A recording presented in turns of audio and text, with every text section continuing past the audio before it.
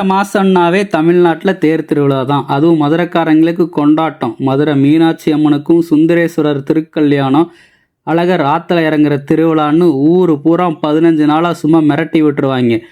திருவிழாக்காகவே வைகை ஆற்றுல தண்ணீரை திறந்து விடுவாங்க. திருக்கல்யாணம் மிகவும் கோலாகலமாக கொண்டாடப்படும். அதுவும் அம்மன் திருமணம் அப்பவே பெண்களும் புது மஞ்சள் கயிறு மாற்றிக்குவாங்க. மீனாட்சி அம்மன் கோயில் கொடிக்கம்பத்தில் கொடியேற்றத்தோட திருவிழா தொடங்கப்படும். திருவிழா முடிகிற வரைக்கும் கொடிக்கம்பத்தில் கொடி பறக்கும். அடுத்த விழா பட்டாபிஷேகம், அதாவது முடிசூட்டு விழா. மீனாட்சி மதுரையோட அரசியா முடிசூடுவாங்க. அடுத்த 4 மாசத்துக்கு பாண்டிய ராஜ்யத்தை ஆளுவாங்க. அவங்களோட கணவன் சுந்தரேசர் அடுத்த 8 மாசத்துக்கு மதுரை மன்னனா முடிசூடுவார். திக்விஜயம், பாண்டிய நாட்டோட ராணியா மீனாட்சி முடிசூட்டிய அப்புறம் உலகத்தில் எல்லா நாடுகளையும் போர் செஞ்சு முழு உலகத்தையும் கைப்பற்றுவாங்க. பின்னாடி இமயமலையில் உள்ள சிவன் இருப்பிடமான கைலாயத்தை கைப்பற்ற போகிற போது போர்க்களத்தில் சிவனை பார்த்த பிறகு அவர் மீது ஈர்ப்பு கொண்டு அவரை திருமணம் செஞ்சு கொள்ளுவாங்க. கல்யாண நாள் அன்னைக்கு பக்தர்கள் சூரிய உதயத்தில் எழுந்து மதுரை கோயிலுக்கு வராங்க. தங்கத்தாமரை குளத்தில் நீராடி புதிய ஆடைகளை உடுத்திக்கிறாங்க. முதல்ல விநாயகருக்கு விபூதினி பிரார்த்தனை செய்யறாங்க. பக்தி மற்றும் பஜனை பாடலை பாடுறாங்க. தெய்வங்களுக்கு படைப்பதற்காகவே பழங்கள், தேங்காய், ஊதுபத்தி எடுத்து வராங்க. தெய்வங்களுக்கு புத்தாடைகள், பட்டு துணிகள் அணிஞ்சு மலர்களால் அலங்கரித்து 50 அர்ச்சகர்கள் முன்னிலையில் புஷ்பப்பல்லாக்கு யானை வாகனங்களில் வீதி உலா வந்து திருக்கல்யாணம் சிறப்பாக நடைபெறுது.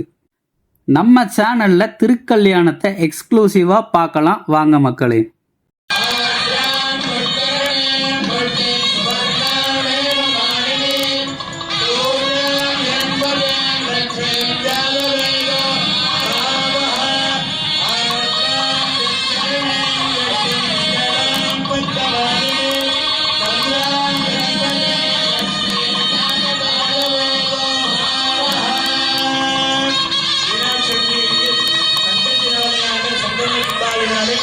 சந்தனமானது சாத்தப்பட்டு அடுத்தபடியாக வாசனை திரவியமாகிய பன்னீர் தெளிக்கப்படுகிறது.